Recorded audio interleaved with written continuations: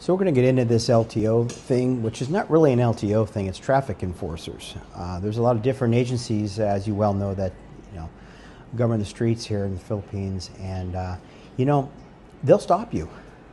They'll stop you, and I'm going to show you why, and I'm going to tell you what the target is on your scooter, motorcycle, or vehicle. I'm going to tell you why, and about 90% of the people, whether it's a foreigner, expats, or even Filipinos, get stopped for this reason. So our experience started when we sold one of our cars. We sold our Geely, and we sold it to an expat who lived in Angeles City. And the reason for the long distance purchase is because it was a particular color, and he could not get that color out there, let alone even anywhere. The gold color was a really difficult color to get. They only made so many of them. So we had to schedule to put it on a to-go ship and ship it out to Manila because it was in Bacolod. So we went to the Bacolod port, brought all the necessary ownership papers, and that was a seamless and easy process to do. They were very, very professional at the port, and we did everything we needed to do to get it off and going. It took about 23 hours to get it there, and then we allowed an extra day or two before we went to Manila to actually pick it up and meet with the buyer, because it was easier if we picked it up since we still had the ownership papers. We were the one that sent it out. So we took our trip to Manila. About 2 days later, I think it was, went to the North Port. We were going to meet the buyer there, and we did just that. We got the vehicle, again, seamless, easy peasy to do. And then we waited for the buyer to show up. He got there about 30 minutes after we got the car and parked it in the storage area of the North Port there in Manila. And we chatted for a while, made some new friends, and then we were on our way to getting into the vehicle, and we had a rent-a-car, so we got in our rent-a-car, he got in the Geely that he just purchased, and he checked it out, everything was fine. And then we were headed over to an attorney's office for notary. So just as a footnote, yeah, if you sell a vehicle, I found out that you can't really notarize things separately. Like I was going to have everything notarized back in Bacolod and have everything ready to go, but I guess the rules are with LTO that you have to go to the same notary at the same time. So the buyer and seller have to notarize the document, show their 3 copies of IDs, of 2 different IDs. Anyway, we took care of that. But this is where the problem came in, and this is where this traffic enforcing scam happens. So we both proceeded to leave the port, my wife and I driving our rental car, and the buyer driving the Geely. And he was following us. We knew where the attorney was. We had already mapped it out. He was following us to go to the attorney so we can both notarize it, conclude it, and be done with it. We go out the port, and we take a main street out the port and get on to, I believe it's Santa Fe Avenue. We made a right there, and we were both traveling down Santa Fe, not even for more than 20 or 30 seconds. He was behind me, so I look in the rearview mirror and I told my wife, hey, I don't see him anymore. Why is he not behind us? And then I saw that he stopped and put his flashers on.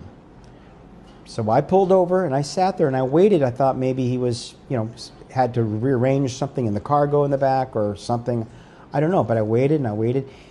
And it turned out, he called me. He said, hey, I just been stopped by a traffic enforcer. Oh, okay. What's going on? And I can't remember exactly why he stopped him. Something about either it was a blinker or he pulled into the, to not the far right lane or something really stupid, okay? Really stupid. But he understood. He knew what was going on. Okay, so the traffic enforcer, I guess, waved him over and, told him what he did wrong. And, of course, the buyer of the car said, no, I didn't do that. That's not true, And so they chatted a while, and it turned out, I guess, the enforcer was doing a fake traffic stop, trying to get money out of the driver. And money to either, hey, we can settle this here right now, and then you won't have to come back to court for the ticket. So I can't conclude how everything was done. I don't know if he, went to court or if I don't know how the arrangement went exactly, and I didn't even want to ask. I just wanted to get the vehicle and him over to the attorney so we can get the paperwork done. So we proceeded. He then followed us again. We saw he picked up speed and he was in back of us, and we finally weaved our way through the traffic and such. Got to the attorneys, took care of everything. Everything was notarized. Everything went smooth there, and he was off and away. Okay, he was going back to Angeles City with the vehicle, and everything was fine after that. So my wife and I proceeded. We just went back to our apartment out there where our daughter is, where we stay when we're out there, and just we went about our day. Well, another problem. The following day, we were driving, and we were going to, I believe it was one of the malls in Manila. I think it was Mall of Asia, I'm not sure. But anyway, so we came to a large intersection, and the light was definitely 100% green. And I went through, and the light turned yellow. Basically, we were already out of the intersection. Our front wheels were at the end of the intersection. It was one of those huge intersections, real long and wide. So I go through the intersection, through a green light, and all of a sudden I get two traffic officers doing this. They were in pairs. There were two of them. So I don't know why they're. And my wife knew probably, what was going on, what they're doing. I'm like, oh man, I hope this isn't what happened to the buyer of our car. So we pulled over, and then, so the guy walks over, puts his head in the window, and he says, "Sir, you ran the red light back there." I said, "No, I did not." He says, "Yes, I have it on." He says, "Yes, I have it on my phone." I said, "No, I did not run the red light. My wheels were way past the other, because I could see the light going yellow and then red in my rearview mirror, and I was already past that point." So at that point, I knew what was going on. It was the same thing that the buyer of our vehicle experienced. They're out there. They are out there. And I'm not saying they're all like that, but they know what time to go out there, and they know what cars to target. Okay? So same thing. He was offering, well, I'm not, in his words, so he kept looking at my wife, "Ma'am, are you recording this? Are you recording this?" My wife had her phone in her hand, and he thought she was recording this because, they don't want that. They'll lose their jobs if that recording ever gets back, to the higher ups. He had his phone in his hand, and he was showing me his phone, and he was showing me pictures of his family, his wife, his children. He's, "Oh, and this is my car." He was showing me his vehicle that he owned. He was like pretending we were having this casual conversation while his head was in the window talking to me. So I think we figured out why he was doing that was because he's on CCTV, of course. All these intersections and streets are completely, almost 95% covered by CCTV. So he had to justify, in case there was any issues, that he was explaining the violation to the driver, which was me. But this is what he was saying to me. "Well, so you ran the red light, but you're not from here?" I said, "No, I don't live in Manila." I told him where we live. And he said, "Well, we can probably just settle this right here if you'd like." He says, "I'm not asking you to give me anything." And he kept repeating that. It depends on you. If you're offering, that's different, but I'm not asking you. And he, kept saying that, right? For obvious reasons. He still at that point was not sure if he was being recorded or not. He wanted to settle it. He kept saying, "Well, the fine is $2,000 if you go to court." I said, "I see." My wife was looking at me, I was looking at her, and we were just shaking our heads and, just keep reiterating, "Hey, we did not run a light. We didn't run the light." So he eventually backed off of the situation, and, we settled it that way, right? And we went on. But this is the problem. It's what you drive if you're renting something. And the other thing is if you own your own car, get blackout tint all around, especially if you're a foreigner. Because if they can see through the windows and they see you're a foreigner, you have that high probability of being stopped and extorted. And it happens in specific intersections in Manila. Passé, you know, it happens in a lot of different places. Now, it happens mainly in the metro and outlying areas of the metropolitan cities. Yeah, so this generally doesn't happen in areas like Dumaguete, Darwin, Valencia, Angeles City, Bohol, Bacolod, Bayawan, or San Carlos, cities like that. I know it does exist there, but I couldn't really dig up many reports on that. So when we rent a car or a scooter or a motorcycle, whatever, you know, we have, usually depending on where you rent it from, you have stickers on either the, I think they call it a top box on the scooter, like a storage box. It's either on the back of the top box of the scooter, or it's on the front and back windows, sometimes even the side windows of a vehicle when you rent it. Now, some rent-a-car places don't have it. If they're smaller rental car places, they don't have that. But basically the mainstream ones, and then the big ones like Avis, you know, they always have that. And they have the speed passes for tolls and things like that. They're already on there. They're preloaded, and you pay at the end of the rental from your deposit.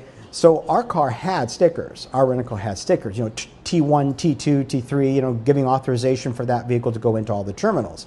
And on the front and back had a big sticker saying "tourist vehicle." So when they see these, they know that it's most likely a foreigner in the vehicle. Number one. Number two, they know that these drivers and the passengers, they probably don't live in this area. Okay, they probably live on a different island, or you know, in a whole different province. Maybe they're vacationing, you know, and you know, that's why we get stopped by that few handful of these rogue traffic enforcers. So because they know if they stop you, and they could do a made-up traffic violation. They can do a made-up traffic violation very easily.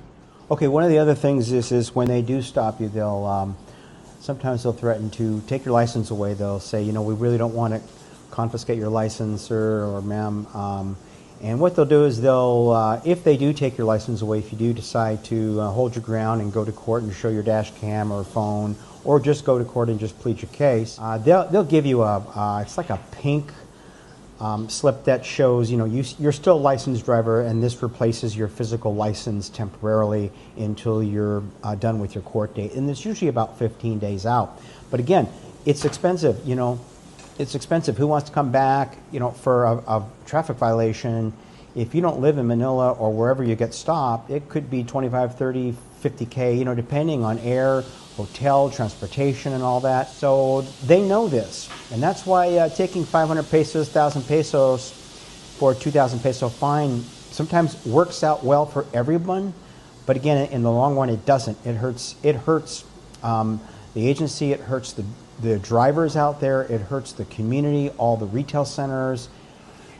So I wanted to report this incident with a Manila traffic enforcer who received a cashless payment through his virtual wallet, and we don't know if it was Gcash or Maya or something, but the article was published and it read that a Manila traffic enforcer extorted a 2,000 peso bribe from a trucker, but because the driver did not have any cash on him, the enforcer agreed to be paid off through his virtual wallet.